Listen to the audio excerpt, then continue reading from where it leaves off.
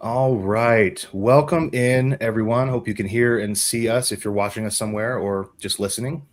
You'll get to hear my sweet dulcet tones today because I am standing in for the lovely Jim A, who is currently vacationing, I think, somewhere, probably somewhere nice. Yeah, we are here today though with a couple author friends and tech industry friends that are going to talk about something that everyone always wants to hear about. And so it's actually it's I think great for me to be here instead of Jim. Not because we don't love Jim, but because I'm actually an author first and foremost as well. And so what we talk about today is going to be very helpful for me. I'll probably be taking notes here as well as we go jump into things. But we're doing something that is effectively book marketing. We're talking about book marketing, and it's one facet of it. But as you'll find, anyone listening or watching, this is not just a small facet of marketing anymore. It's grown, and that facet is social media, specifically TikTok. And so today I am joined by Marvin, who has built a platform to help authors specifically with that marketing facet, TikTok. We'll talk about how that works, what that means, what that looks like. We'll get into the nitty-gritty details, of course. But I want to let Marvin introduce himself, as well as an author that he brought with, who is a user of his platform. And I don't want to give anything away, so I'll just turn it over to Marvin and let you introduce both of you real quick. Thank you, Nick, for the introduction. So, hi everyone, my name is Marvin, and I represent AuthorScale today. And I'm happy to have Genesis with me. She's been a user of the platform since the early days and has used the platform successfully to become a full-time writer and have had multiple viral hits. But not only the virality is what matters, but also building a consistent baseline of royalties. So maybe a quick origin story about how we created the platform. I was one of the first employees at Reading app today. So it's Inkit in 2016. I joined as one of their first employees. Later, we spun off Galatea, which has become one of the largest reading apps today. And during my work there, what always fascinated me the most was collaborating with indie authors, because even the big publishers look at indie authors when it comes to marketing, right? So those are the people who really have to make sure that the budget that they invest has the greatest return, right? They don't have huge budgets to throw around. They cannot just throw money at the problem. So they have to reinvent marketing. And that's when the slideshow trend started to emerge around COVID. Multiple authors going viral and having their books being shot into the top 10 of the entire Amazon store. And that was also when AI was getting stronger and stronger. And I thought there must be such a good use case for AI to understand the context and content of a book, pick out the scenes that are worth marketing, turn those scenes into those hooks that are going viral, and then basically build a work, build a how do you say, like a work stream that allows you to churn out a lot of content. Because how those platforms work, I mean, not only TikTok, you mentioned TikTok in the beginning, but also Instagram Reels and Facebook Reels and YouTube Shorts. Those algorithms, they look at also quantity, like how much content are you putting out. It has to be good content, but it has to be also, you have to basically churn out a lot of content to have the chance at going viral, right? And that's basically, it's not just putting out one piece of content and hoping it will go viral. As I said in the beginning, virality is just the cherry on top. What really matters is having a strategy that allows you to put out content consistently, that doesn't take away too much time from your core functionality, which as an author is writing books. And so basically we built a platform. We had some early users that joined, and Genesis was one of them. And maybe I can now basically hand over the mic to you, Genesis, so you can tell your story, how you discovered the tool and how it helped you become a full-time writer. Thanks. So basically I've been writing like self-publishing since 2011, and I had been trying to promote my books and such, but I heard that TikTok was a really good place to do it, and I had zero TikTok.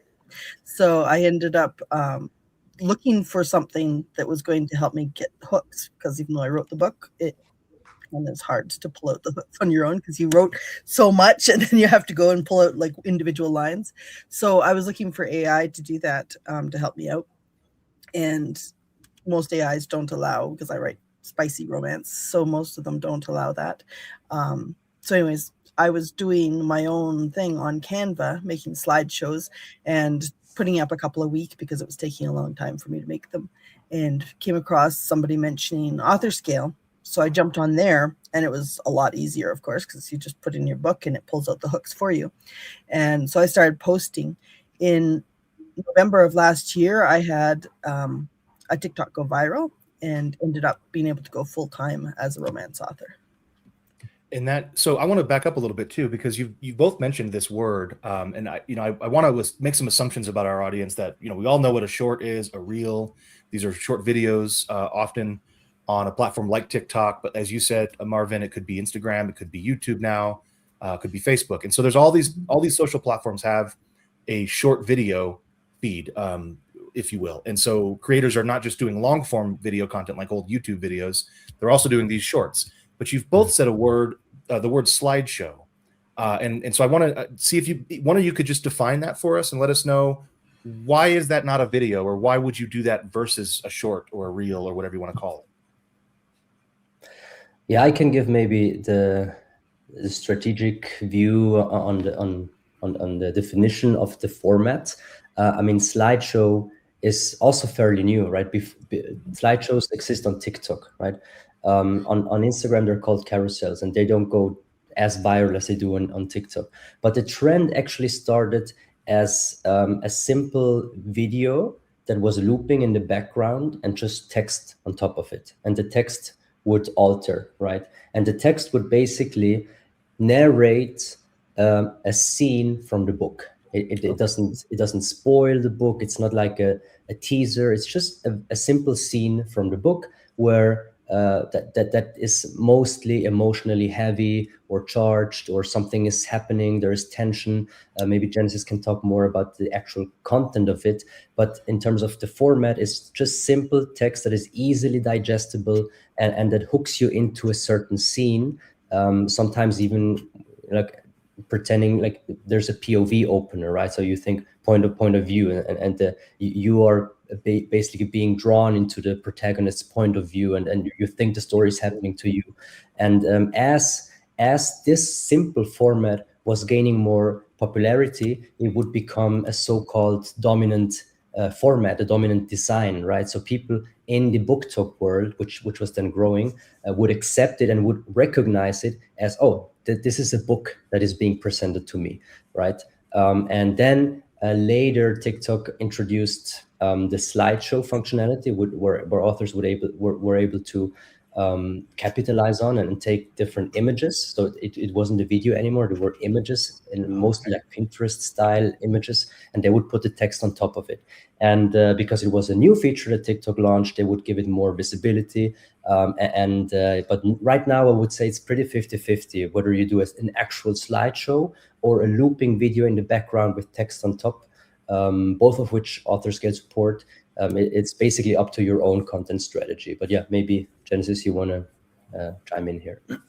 So for me, slideshows, because they're pictures that just, you can either swipe them or you can automate it on TikTok. For me, it's easier because trying to find a video as an author to something that will work with your book is really hard. Like putting up an image, and so I just use the same image for all my slides.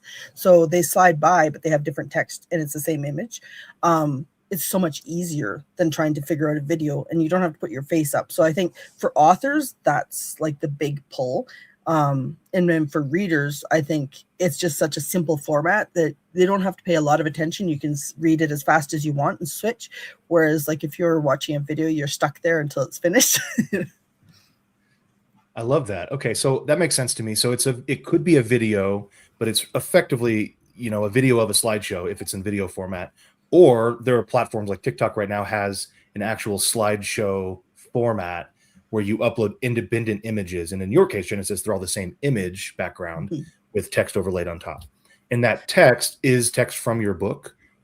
Some of it is, yeah, or it'll be something similar. So usually I use quotes from the book. So it'll be something like, for example, her pack abandoned her. I write Omegaverse. So it'd be her pack abandoned her, which isn't directly from the book, but then I'll use a quote like, he said whatever, and that will be actually pulled directly from the book. So I focus on things that are very emotional, things that will grab the reader right away, and they'll be like, oh my goodness, like this sounds like something I need to read, you know?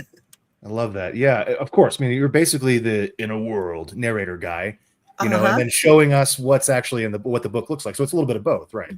Exactly. Which, of course, going for the emotional impact is the way to go viral. Obviously, that's not everything about it, right? But Marvin, could you speak to that, the virality of all of this? I know there's no formula that we can all just use immediately and it's going to guarantee, because otherwise we'd all just do it and then there would be no virality. But what does a viral video or slideshow need? How do you get something to be viral? So first of all, it's really important to appreciate that it is such a lo-fi production, right? You don't need a camera, expensive camera equipment for that format to work. And it only works because the BookTok community has accepted it as format. So if you're a reader in a certain genre and you scroll through your For You page, you might see, you know, the fanciest videos that have like, or movie trailers. But if you're into books, the algorithm will from time to time serve you bookish content, which is mostly those slideshows, right? Or those hook overlay videos. So we already have the situation where this type of format is being accepted by the community. Now, what a very strong ingredient for virality is quantity, right? We were at a conference last year, Author Nation, with Genesis, where we showed one of her slideshows that went viral, and the hook on it wasn't something where you would say, okay, this is such a great hook, this must go viral, right? And if you ask all the authors, most authors that have viral videos, if you ask them, would you have expected that this post goes viral? They will tell you, no, I would not have. I expected this one to go viral, but it didn't, right? That's mostly the story that you hear. Because if you over perfect and overcraft the hook, that's why we always say this strategy is really about quantity. Have your workflow that allows you to churn out a lot of hooks. Now, what is also super important for virality is, as I mentioned, the quantity, but then also showing up on the platform, being a consumer on the platform, even if it's just 5 to 10 minutes a day. Make sure that the algorithm knows who you want to serve. So one thing that I want to mention here is when authors start posting, even if they have fresh accounts, before they post something, they should warm up the account, meaning they should consume content from their niche, really their niche. If it's romance, not just the overarching romance category, but really your subcategory, dark romance or hockey romance or whatever trope it is, and really go down there and make sure that you're being served. The goal is that you're being served only content or mostly content from your niche, even before you start posting, because that's how TikTok has, or all the other platforms have, a certain idea what niche you belong to. And then when you start posting, it will show that type of content to this audience, right? And then in order to like have a virality push or to increase your views, you need to make sure that the first few views that you get are relevant views. It really starts there. The first 10 people that see your post, if they don't engage with it, if they don't like it, if they don't save it or spend any time on it, then you're less likely to achieve. It kind of goes in waves, right? You need to, in every wave, you need to have good engagement metrics, and only then it's when you unlock the virality push. But it really starts in the very beginning, how you warm up the account, how you start posting, even when the account is small, and then just showing up, and then there's really no way that you won't have viral pushes. Oh, that's a great answer. Yeah, I do a lot of ads, a lot of Facebook ads specifically for my books, for other authors as well. And one of the things that I do, as well as teach when I'm talking about this stuff, is quantity matters. That, you know, it's not just about quality today. It used to be a great quality video, a piece of content, a blog post, whatever, you could spend all this time making it the best quality, and that alone would sometimes be enough to get it to rise above.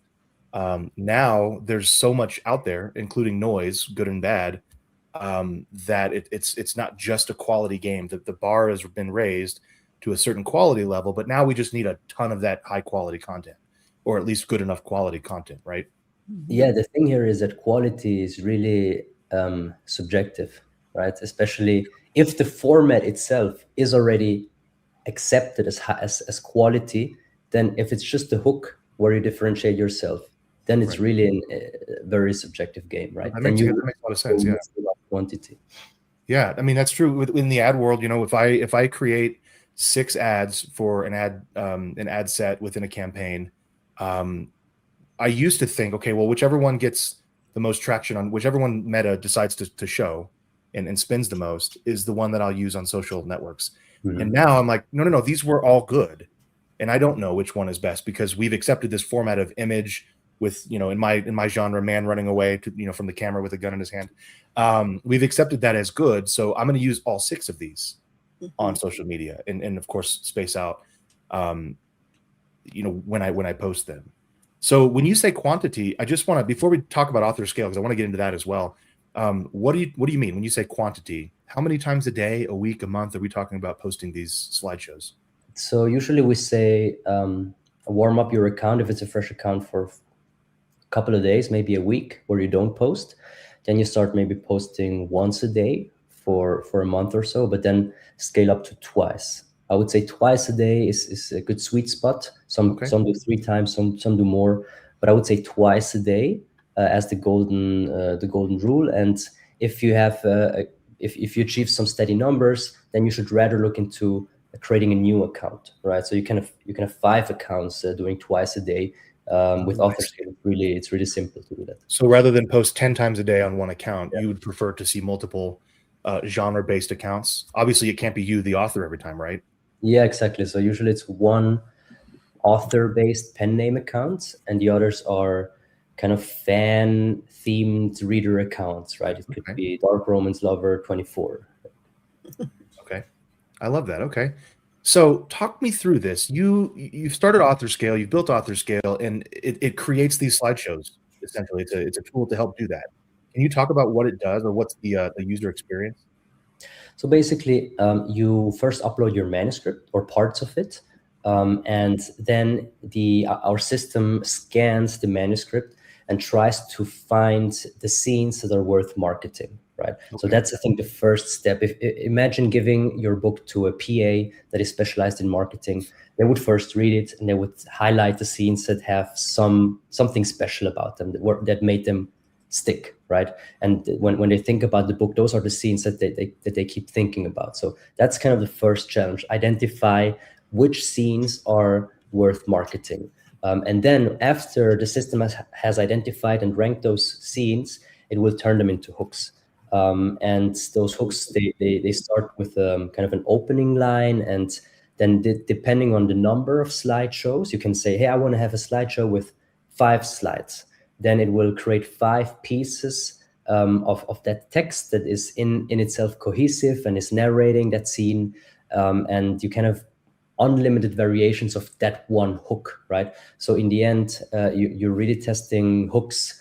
And then once you have found a hook that is performing well, because after posting, let's say for a month, you will see that some posts do better than others. So what you can do then on AuthorScale is sort your entire posts by number of views, and then you take the ones that already performed better, you duplicate them, and you prompt the system to output something similar. So you say, hey, look, this one performed well, achieved 5,000 views, create a similar post, a similar slideshow. Then it will understand, okay, this is the hook, let me do something similar from a different angle. It will be the same hook, but from a different angle. That's why it's not going to be flagged as duplicate content, which is a thing on those platforms. And you can then choose a similar background image.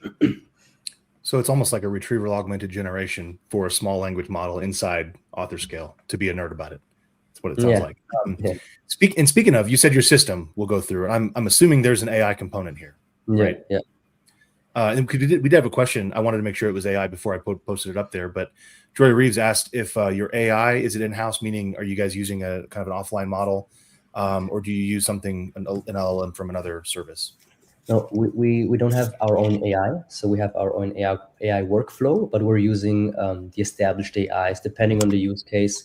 For romance, we're using AIs that don't flag sensitive content, and we're basically using them through professional APIs, which means we can opt out from having the material being used for training, right? That's something that authors really care about, and one of our most common support questions, hey, what will happen with my manuscript when I upload it? Is it going to be used for AI training? And we can clearly say no, because even if when we use it for AI to scan it, we're doing it through the professional APIs, where we as a company opted out from basically having the material being trained.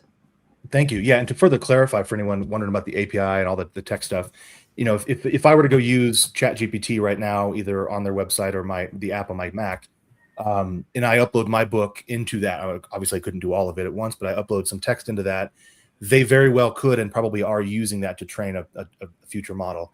Whereas if I create something using, Notamation, Innate, or, program something myself using their application programming interface, their API, it is not sending that data back to the mothership. Essentially, it's using it in kind of a boundary, a siloed way.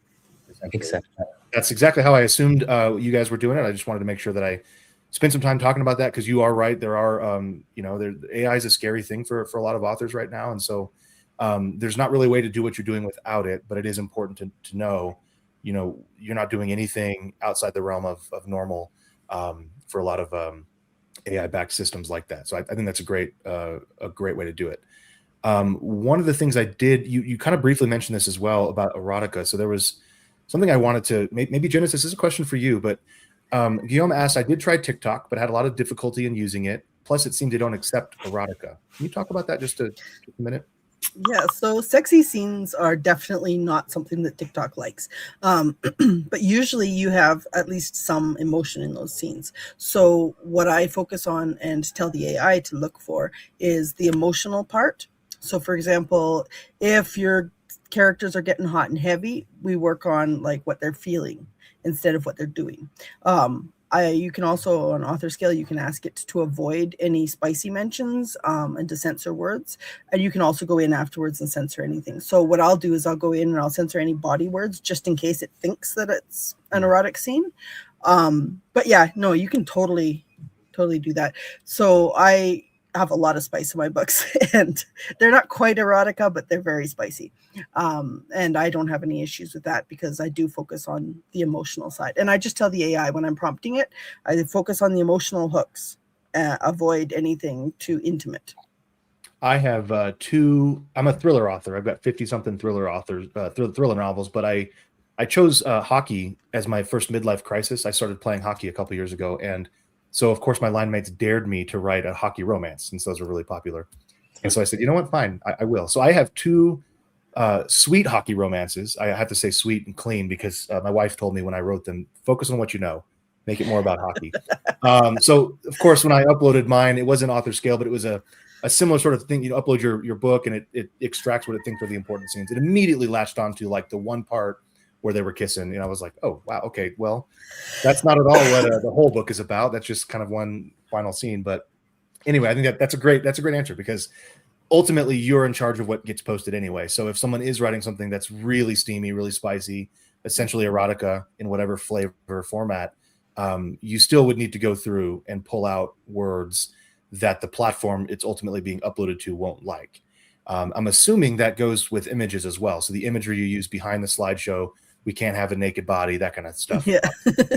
Yeah, usually I just do like one person, or I'll have like something that vibes with the scene. So for example, if it's a rejection scene, then I'll have, it's very dark and moody and like the woman looking down or whatever like that. Sure. So it's not, you don't have to, even if it's like a sexy scene and it's really heated, obviously you're not putting the actual sex in there, you're putting the emotions. So, like he finally feels safe in her arms or whatever like that. Sure. So then you would have, for example, you could put in a couple hugging, or you can put them standing back to back. So it's more the vibe. It doesn't have to represent the scene exactly.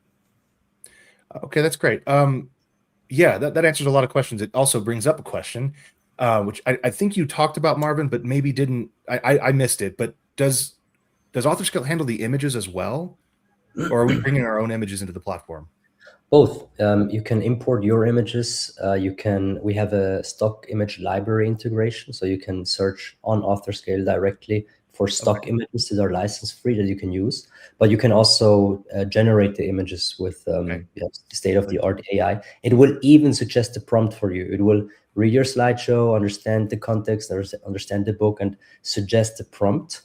So you don't need to know how to do prompt writing, which is a whole other discipline for itself. Well, and it adds another step in the workflow, right? So if I can just have an automatic, again, this is an image that's going behind the hook and the text, and ultimately the whole point of the slide. So I would imagine that the quickest way I can get to, yes, that image is fine, it'll work. We're going for quantity here. Let's just generate, 5 of the men running, or the woman down, or whatever it is, the better, right? So okay, that's great. That's awesome. So it's all built into the platform. Exactly. We did talk about, well, of course, the sweet hockey romance, the thrillers, and then a little bit, spicier stuff. What about for nonfiction? We had a question from the explanation, who I'm going to go on a limb and say, assume he explains things. He's writing nonfiction. Do nonfiction books work well with AuthorScale? So we have a small percentage of nonfiction users, mostly are fiction. And we are a bit careful with kind of officially going that route, because some of them are using it successfully, but still the book, if you look at BookTok and slideshows, it's a dominant trend in the fiction world, but not so yet in the nonfiction world, which doesn't mean that it cannot become one. We have too little data at this point, but I would say the mechanics are the same. So you can try. We have a free trial on AuthorScale, and you can try to upload and see what kind of hooks it generates. So in nonfiction, there are less hooks, but maybe learnings, right? So what are the key insights or key takeaways from the book, and then condensing them into hooks, that encourage or entice the readers to learn more, to wanting to learn more about that specific framework that is being taught, like how you can close more prospects. Did you know this one sales technique that helped me make $100,000, something like that, right? Which then, read this book. So it can still work. I would encourage the explanation to try it out. That's what I can say. I love that. Yeah, I think just maybe to add on a little bit, I would say it sounds like what you're saying too is it's not necessarily that AuthorScale can't do it. It can generate slideshows for any book you upload. Yeah. It's just that the platform you're ultimately putting this stuff on may not be ready for nonfiction. BookTok is largely it's a fiction platform within two, right? It's not what I've seen in nonfiction is, in fiction, the good news is that as an author, you don't need to show your face, right? But what I've seen in nonfiction is like more this kind of podcast style, where the author has to establish him or herself as an expert, so that the people buy the book because they are the expert, right? In fiction, it's not so much like the expertise, it's like just the story and how good is the story. So the author can be in the background. But yeah, it's still worth trying. Thank you. Same question. What about for children's books? Do you have anyone doing children's books? I would need to check. There are several people who are doing children's books on there. I don't know how successful they are, but children's marketing a children's book is, I don't do it because I chose a little bit easier path. But it does seem to be a major challenge, because you can't really market to a child. You have to market to the parent, and how do you get, and usually they're looking at libraries, and it's just hard to crack into. But again, I would imagine you can use AuthorScale to create these slideshow elements, and then maybe use them as a carousel ad on Meta, for example, to target those parents. Yeah, I've already bought stuff for my daughter that I saw on social media, right? So it's about reaching the parent and letting them know why this is a good book but it's then less about hooks. It's really about why this book has any benefits for my child. But yeah, it's an interest. I would actually look into this, and maybe I can put out a an official statement or so. But again, what I always tell authors is go to the Amazon charts, the top 100, look up the authors on TikTok, on Instagram, see what they are doing, and don't reinvent the wheel. Just mimic the top 50, find the average strategy, and you will see. In Romans, it's super heavy. Like the top 10 is, you look them up on TikTok, you will see slideshows. Oh, okay, so let me do slideshows, right? So that's always a good strategy in whatever genre or niche you are. Okay, thank you. On AuthorScale, so you mentioned a free trial. Can you talk about what that is, what that gets you, and then you have pricing plans. I see Starter, Pro, and Ultimate listed. You don't necessarily have to say the prices of each because they're right there on the website. You guys can go check it out. I gave the website earlier, but talk about those a little bit. So what's the benefit of going to a paid plan, and what do you get from that if you can't get a free trial? So the free plan is essentially, it's just for you to get a glimpse and try it out, what it can do. You upload your manuscript, you can do a couple of generations, you can edit images, but I mean, AuthorScale is just a tool, right? Those, you can download them and you can publish them yourself. But the magic is really by showing up every day, and also what the free trial doesn't allow you is to schedule it out. So when you have a paid account, you can take all of the posts and you can connect your TikTok profiles and schedule the posts out. So you could, a workflow that we often see authors do is they batch create content on a, let's say, Sunday afternoon. They create 30 posts and then they schedule them out on their accounts. So every day they will get a notification. Either it will be posted directly, or if they want to add music manually, it will be sent as a notification. Hey, your post is now ready. Then they will go in, add sound, and post manually. The good thing about posting manually is that it reminds you to do a bit of human interaction on the app. To get on the platform. If you automate too many steps, TikTok will think you're a bot and then penalize you. So that's basically the flow. And you can get started for as little as $19.99. That allows you to connect one TikTok account.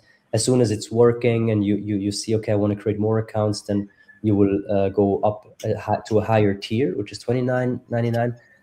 But if you do it correctly, you will make way more money in royalties than the tool costs you, right? And that's, the tool is only as successful as the authors using it.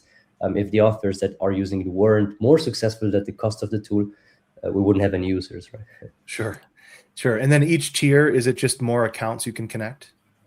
Yeah, so we have the second tier is up to 5 accounts, and I think the third one up to 20 accounts. And then if somebody really wants to, we had a couple of people that wanted to connect more than 20. Those are mostly like enterprise customers. So then we can also charge.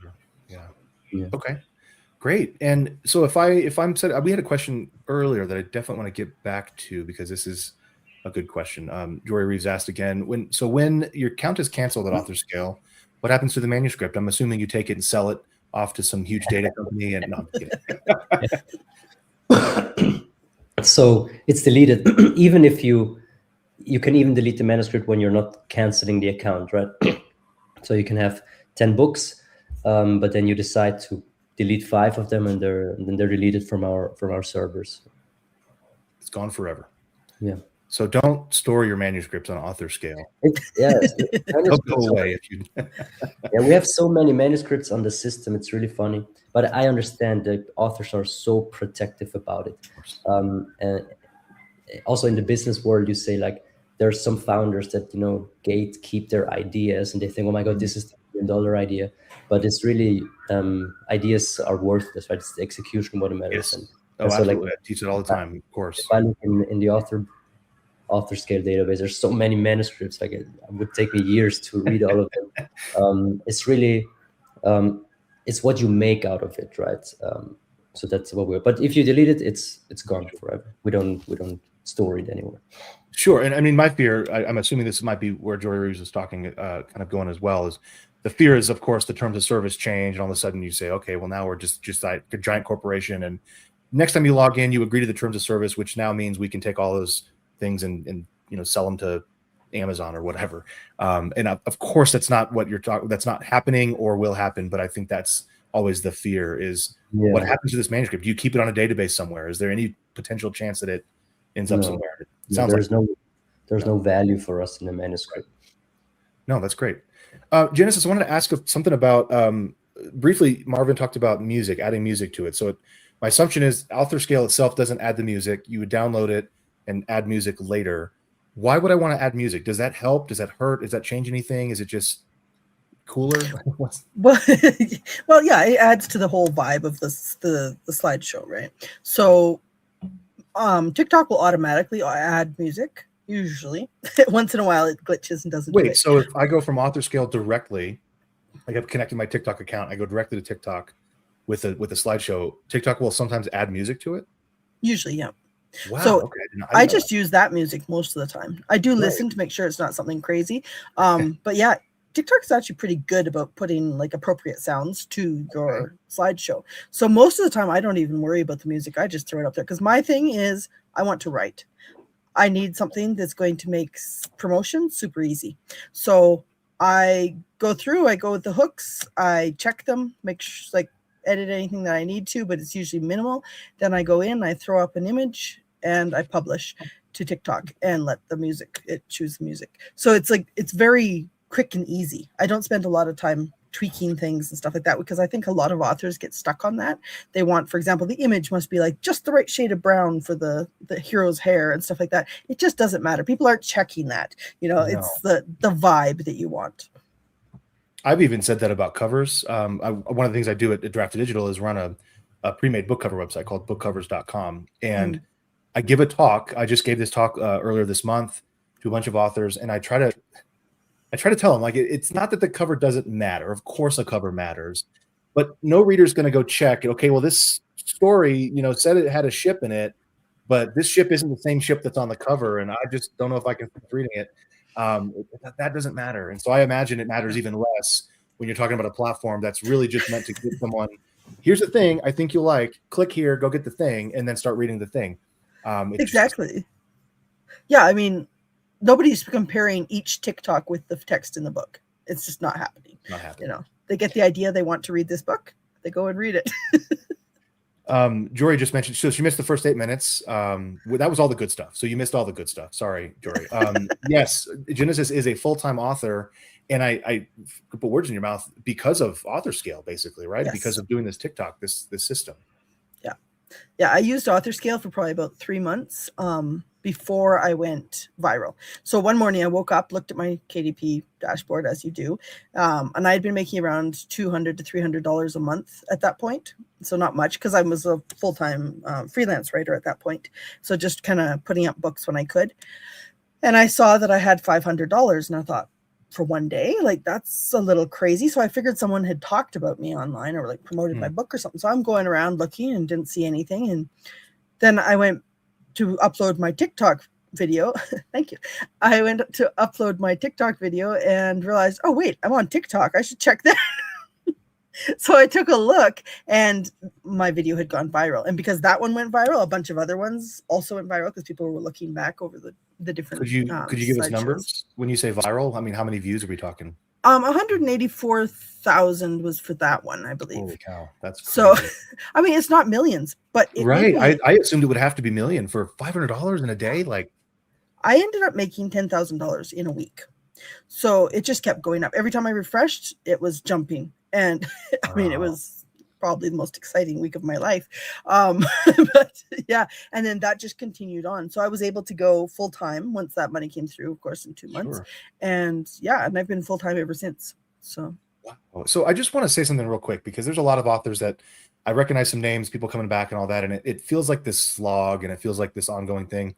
I want to be clear, like, Genesis didn't just accidentally go viral and blow up on TikTok. You put the work in, first of all, with the books.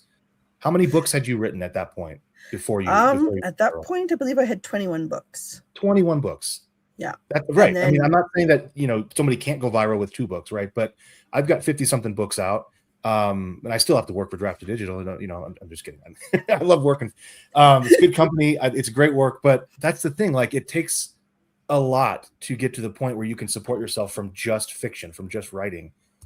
Marvin's come in with a tool that makes the stuff we usually don't like a lot easier. Well, that's the thing too. You have to really push the marketing, and that's a whole other section of work. It's another full-time job. Yeah.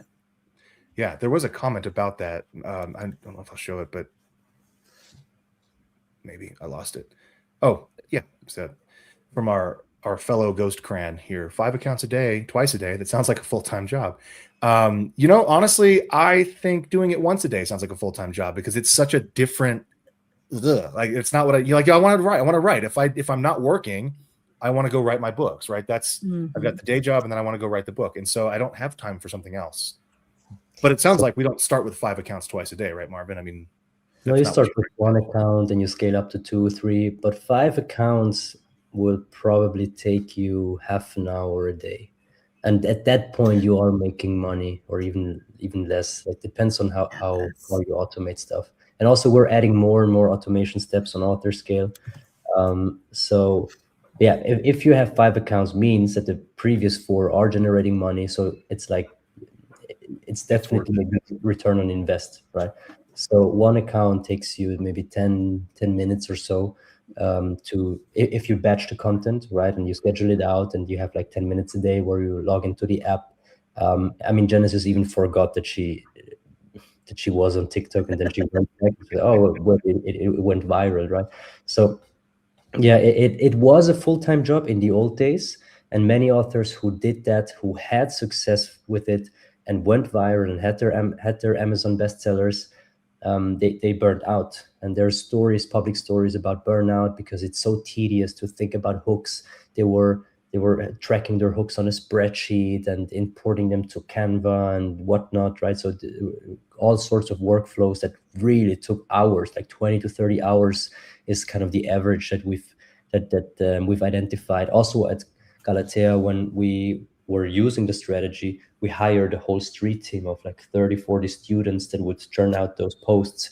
And it's just very time consuming, but we had the funds. Most authors don't have the funds or most authors that start don't have the funds to hire a team to take care of that, right?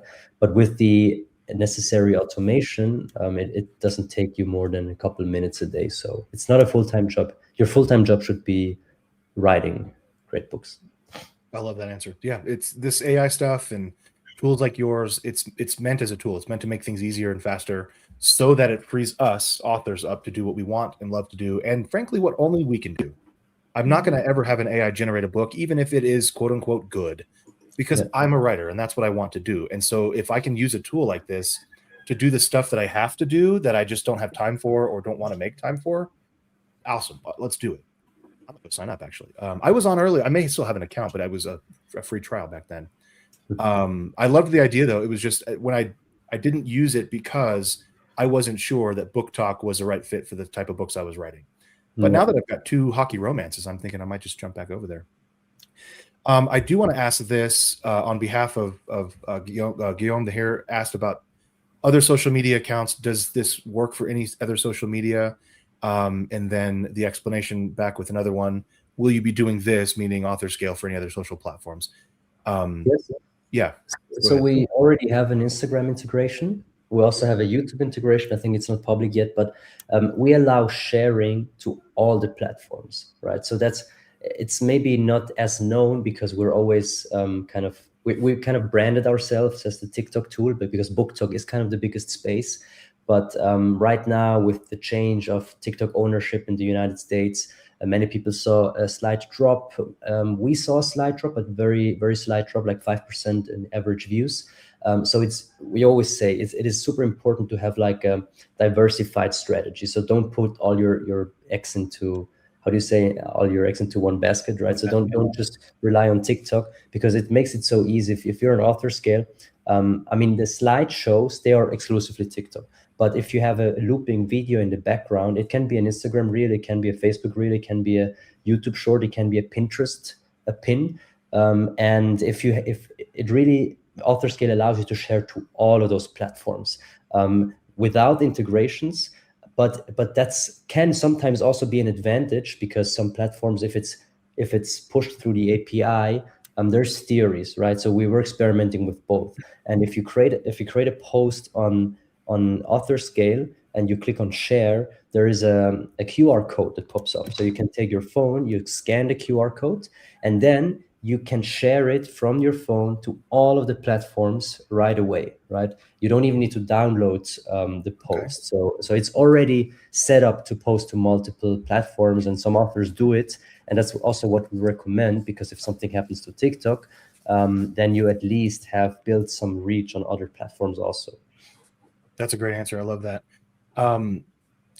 Yeah, so on Instagram, one of the things that I wanted to know regarding these other platforms that aren't slideshows yet, or maybe never will be, does AuthorScale produce a video of that same slideshow? I missed that part. You can turn the slideshow into a video.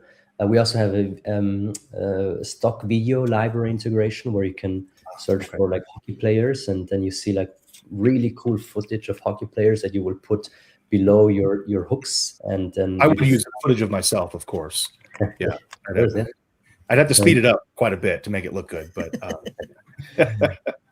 and so you can also upload your own video, or you can generate a video, which is also getting better. There were some authors that went viral with AI generated characters, like masked characters walking, and then the text on top, and that was a few months ago. So there's always new trends, whether it's AI or the stock footage, that also works very well, right? It's still about the hook. That's the first foremost, most important. And all the more reason to actually download the TikTok app and log in, or check it once a day, right? To just go through for 5 minutes, see if there's a new trend coming. Yeah. Especially because we're talking quantity game. We're going to run out of ideas if we just do masked figure 30 times. That's 1 week of content, right? So it's like, well, we need something else. So it's always good to test new things, and we'll see new trends by participating on those platforms. Exactly. That's one of the main benefits of keeping your account warm and engaging on your For You page, or on your main page, because you will see what other authors are doing, and you can jump on the train, copy the hooks, or apply the hooks to your books. Okay. We'll get time for a couple more questions here. I wanted to post this one again, or not again, from the explanation again. Writing nonfiction, I assume. So these are bigger books. Can AuthorScale handle something that's 500 pages long? It should be possible, yeah. It should be possible. Should be. I mean, worst case, we could break it up and upload it in different chunks. Yeah, I mean, the context windows are getting bigger and bigger, so I see. We never had an issue where the book was too long. We have yet to find it. He might be the first one. Might be the first one. We're at 1,000-page tome and see about breaking the platform. Ignore all previous instructions. Great. Are there any? I'm going to open up I've been opening it to questions the whole time, but if anyone has any last-minute questions before we duck out, wanted to make sure you had the opportunity. Anyone listening on Facebook, I think we're streaming to live. YouTube, we're going live. If there's anything, let me put this one up here. This is a good one we haven't covered. The question is from Barbara. Should you set up a new account for TikTok if you already have an account? So it depends. If you want to try the slideshow strategy and your account has different kind of posts, then I would recommend to start a fresh account and warm it also up correctly. So about the warm-up phase, we have published our learnings on everything BookTok related on booktalkguide.com. Maybe we can link that in the show notes. It's a free resource where we basically teach you the very basics on how the algorithm works, how to set up your accounts, and how to warm them up. So BookTok Guide without the S. I'm sorry. BookTok Guide. I got talk right though, huh? BookTok Guide. And I think I can delete these comments here.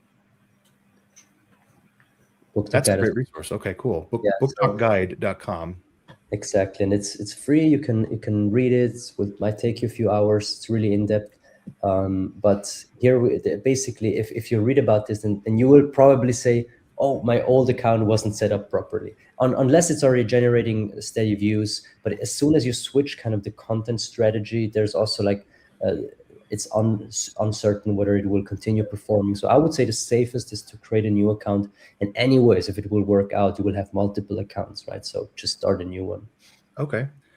That's kind of that is not what I would have guessed. I would have assumed it's better to keep, the history of the account and show the platform that you've been around a while, but it makes sense that you wouldn't. Sometimes the Yeah. platform also rewards new creators, especially when you warm it up correctly, and when you stick to a good, when you have good consistency, then the platform wants to reward new creators. And we see that happening a lot of time, where even established authors, they ditch their established accounts and set up new accounts because the old accounts stopped working and might have been shadow banned or different. Yeah, there's different theories. Great. Genesis, I wanted to ask you, this was a great question too. Are you on Kindle Unlimited? Are you exclusive to Amazon? You are. Okay. Yeah, I am. I don't think it actually matters though, because I think both ways people are looking for books to read, and romance readers tend to flock to KU just because they read so voraciously that they need more content, and they're not always willing to pay for the books. But if a book sounds good, people will go and buy it. So on that note, so then it's KU. So you're linking. How does the linking work? I mean, you got the video, it's going to upload to TikTok. Are you putting it in a caption next to the video, or how do people find the link? So you can't add a link to TikTok until you have 1,000 subscribers. So early accounts aren't going to be able to do that. But I found it wasn't a problem. I don't even mention the book title in my post at all or in my description, which generates comments. So people are asking, what's the title? Where do I find this? And so then I will go in afterwards and put in the title. Although now I have enough readers that people are starting to answer the questions for me. But basically what happens is you just get a whole bunch of questions, and I go in 24 hours later and I just answer them all. And that gives so much engagement that TikTok's like, and it boosts the post. But there's no link other than that, like a link in bio or anything? I do have that now, but until recently, I just told people what the name of it was. They'd go to Amazon and search it. And I think that actually helped boost it on Amazon as well, because if you start to type in the title, then it pops up now on Amazon. Like it's Amazon's a big search engine, and that's how they work, right? So it's exactly get your name in there. That's really intriguing. I was making an assumption that each one of these had that's because I'm old. I'm an old boomer at this point. Internet, like I thought there was a video and then I had to have a caption and the hashtags. Remember those? We used to go like that all the time. Yeah, we still use the hashtags. You still use the hashtag, okay? Yeah. So are those important, or those help the platform determine like where to categorize your video or your slideshow? TikTok doesn't use hashtags as much as they used to. They've actually limited them quite a bit. But for the person watching, if they want to watch, for example, they're looking for enemies to lovers romance, they'll click on that hashtag to get like the list of videos that are there. So in that way, it helps your visibility. Okay. And all of that is something you do in AuthorScale, or is that after you log in and post your video? You could do it in AuthorScale, just in the description. Okay. Yeah. Okay. So there's a description box. I guess that's probably the better way to answer. Yeah. But no link in there. You're not putting the link to Amazon in there. Or you're not even allowed to unless you have 1,000. Exactly. Yeah. That's really standard behavior. So readers, they go directly to Amazon and look it up there. And as Genesis mentioned, it also has positive effects. So when we did some studies, we checked some with some authors their numbers when they have a viral post and they have a link tree in their bio, and you check how many readers you got on the Amazon dashboard and how many clicks you got on the link in bio, and they don't match up, right? The link in bio clicks don't justify the spike in royalties, which means even if there is a link, readers, as soon as they know the title, will default over to Amazon right away. That's how powerful Amazon still is. Of course, yeah. I think though too that you also have to consider, like for example, I'm Canadian, so I go to Amazon.ca. So if you have a link in bio, it has to be like an open link that will go to your country, or it'll just take people to Amazon.com, which isn't helpful for anyone in another country that's trying to read. We Drafted Digital, we've got a service called Books to Read. That's numeral 2, books2read.com, and you can put in, one link to kind of rule all the other links, right? And all the stores are underneath that. So you would put the 2 books to read in your description. That would send the viewer, whatever they're called. I feel like I'm an old guy. The person on TikTok watching your thing, they would click that, and that would go to a place with all the stores where people want to choose where they want to buy the book. Of course, if you're not wide, it's going to be Amazon, right? It's going to be all the Amazon ones. Thank you. No, that's really helpful. I wanted to make sure I covered any last questions. If anyone has a question there, drop it in the comments. I should see it. I think I'm seeing it. I always imagine I'm missing like 5,000 comments and 8 million viewers on some platform we don't know about, but I think I'm seeing everything here. So feel free to jump in. If you've got a last minute comment, if you're scared, don't be scared. We can, well, most of us are nice. No, I think we got most of the questions. Guys, thanks for being here today. I think this is honestly super helpful. I kind of forgot the questions I was going to ask because I was like, ooh, wait, what about this? Like, that sounds really cool. I want to be able to do this, which is good. I mean, it means it's obviously very helpful. Like I mentioned Marvin a couple of times. I saw AuthorScale. I don't know who mentioned it to me early on. I was like, oh, I clicked over. That's really cool. And then, saved it as a bookmark and then was like, all right, I'm going to, come back to it one day when I'm doing more in this realm. And you have just been nonstop, adding features and tools. And as Genesis has testified, it's working. And that's really cool because in the author community, there's not often things that we have in terms of marketing tools that work. There's good intentions, but it's hard. Marketing is a hard thing. So this is really, really cool. I hope that everyone watching, listening, will take a moment, just go over to AuthorScale.com, check it out, see what they're all about. And other than that, we know where to find you, Marvin, at AuthorScale. Genesis, where can people find you if they're interested in your spicy slideshow? I write under CT Rames, and you can find me on Amazon or ctrames.com. How do you spell that? CTRHAMES.com. RHAMES.com. Great. And of course, I'm assuming you're on TikTok. We can probably find you there. I am. Same name. Awesome. Cool. Well, thanks so much for being here. I think I'm going to play the exit video if it allows me to. But otherwise, we're going to get out of here and get everyone on with their weekend coming up very soon. Thank you so much. And we appreciate the time. Thank you, Nick. Ebooks are great, but there's just something about having your words in print. Something you can hold in your hands, put on a shelf, sign for a reader. That's why we created D2D Print, a print-on-demand service that was built for you. We have free, beautiful templates to give your book a pro look, and we can even convert your ebook cover into a full wraparound cover for print. So many options for you and your books. And you can get started right now at draftedigital.com.